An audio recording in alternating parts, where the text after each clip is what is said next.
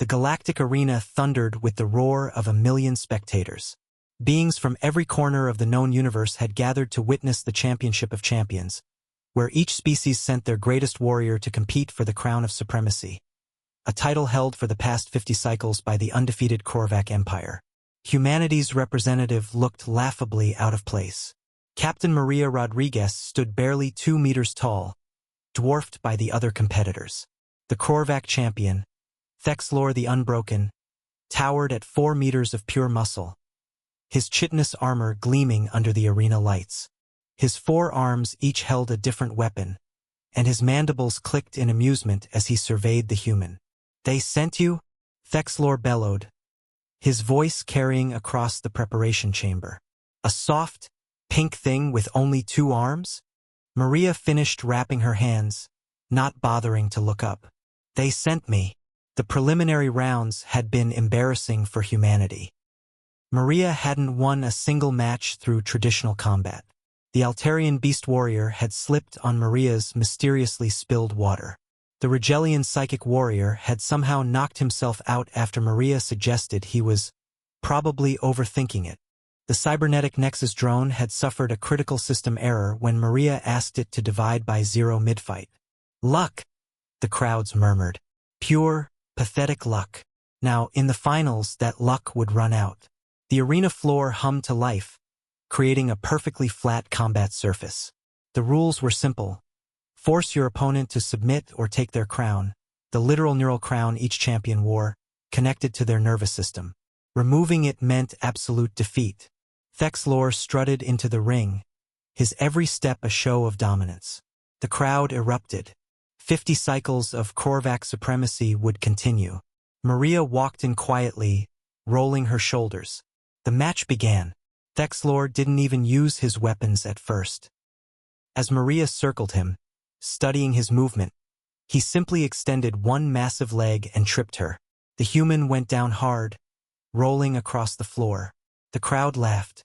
Even the usually stoic judges seemed amused. Maria got up slowly, dusting herself off. A small smile played at her lips.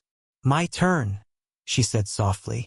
Thexlor charged, all 4 arms swinging in a pattern that had destroyed countless opponents. Maria didn't dodge. Instead, she stepped into his reach, closer than any sane fighter would go. Her hand shot out not to strike, but to tap a specific spot on his lower left elbow. Thexlor's entire left side spasmed. His own momentum, combined with the unexpected nerve cluster Maria had identified, sent him spinning. "Humans are persistence hunters," Maria said conversationally, dancing around his recovery. "We used to chase prey until it collapsed from exhaustion. But that's not our real gift." Thexlor roared, activating his armor's power field. Maria touched her ear, activating something.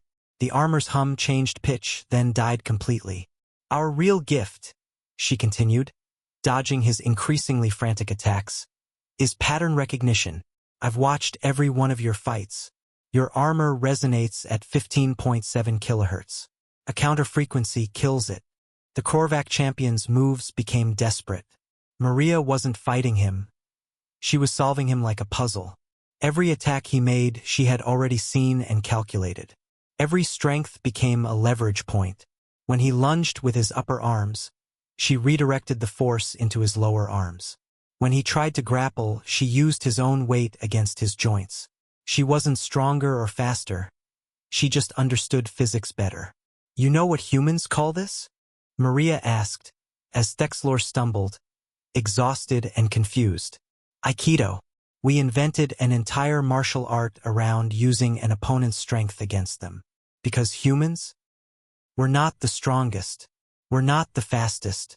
We're definitely not the biggest." She grabbed his neural crown as he fell to his knees, his nervous system overwhelmed by contradictory signals from the pressure points she'd been systematically attacking. "We're just the species that looked at the laws of physics and said, 'I can work with this.'" The crown came free. Thexlor collapsed. The arena fell silent. Maria held up the crown of supremacy, then did something unprecedented. She helped Thexlor to his feet. "Good fight," she said, offering her hand. Next time, maybe don't telegraph that leg sweep. You shift your weight 17 degrees to the right before you do it. Every time. As the crowd erupted in chaos, confusion, outrage, and amid it all, grudging respect, the other species learned something important about humans. They didn't need to be the strongest. They just needed to pay attention. The age of human victory had begun. Not through force, but through the terrifying power of analysis and adaptation.